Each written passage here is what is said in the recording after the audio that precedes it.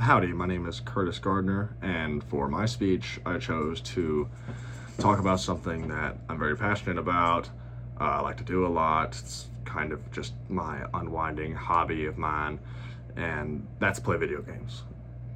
More specifically, so wide AAA and now quadruple A studios producing video games with higher budgets, um, more resources to build them, but yet they still don't seem as fun as they used to. And to get into that, we have to see what actually is a quadruple A game. For years, it's been AAA gaming. As of the last like 3 or 4 years, it's been starting to be quadruple A gaming. And basically, all that means is it has a large budget, it has high profile games developed by reputable studios, and then distributed by reputable publishers.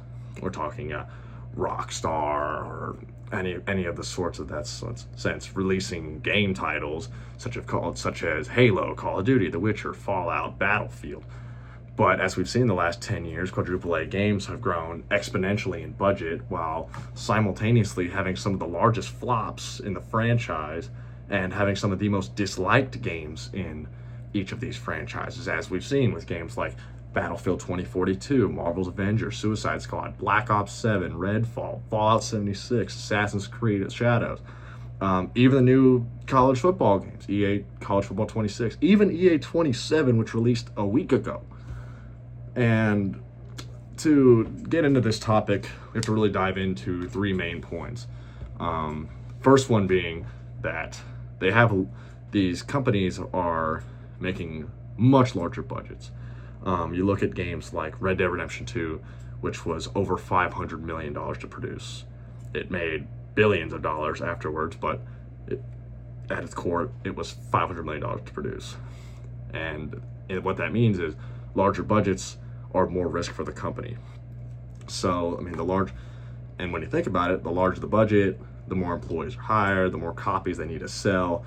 And in turn, these companies primarily don't want to take risks and appeal to the lowest common denominator, as said by a favorite YouTuber of mine. His channel is called The Act Man.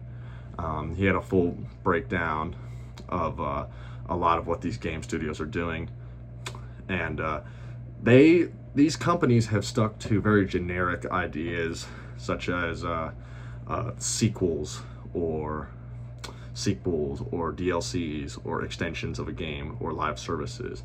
And we saw that in Halo 5, Call of Duty Black Ops 7, Battlefield 2042, where they sold a lot of units, they sold a lot of games, but their overall revenues were very low. Like Battlefield 2042 had $136 million in revenue according to Gamelytic and Steam. And on top of that, the rise in indie games have had about the same sales from much smaller producers while getting huge numbers, such as Arc Raiders, selling a little bit less than those games in 8.6 million copies, but yet still somehow making almost $300 million. And on top of that, the exploitation of microtransactions in live service gaming. These companies are putting all sorts of marketing into these games. They want a live service game to where, yes, they can update it, yes, they can do this, but it also means they can release a game and it be unfinished.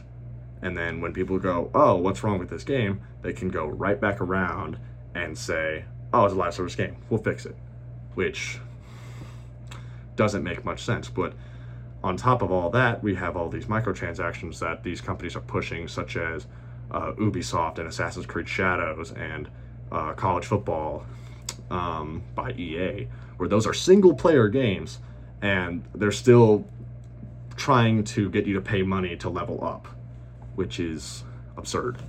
And lastly, it is the growth of these game companies have investors strangling their dev teams.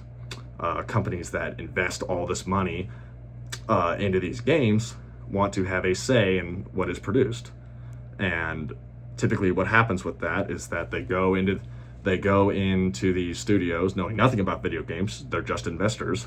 See what is popular on the market, such as the Fortnite frenzy, and so they tell these developers to just mass produce this and look at it at face value, which doesn't appeal to video gamers. It doesn't appeal to them. So I mean, in conclusion, the real reason these big budget video games are simply failing, it's because quadruple A games are stopped to think about what the consumer wants, and they are trying to focus on sales and what they'll make in overhead. And sadly, this trend is only becoming more of an issue due to the rise in AI, where these publishers are laying off all of these game developers to just create some generic slop. But if we hold these corporations accountable, hopefully one day we'll be able to make more quality games once again. Thanks.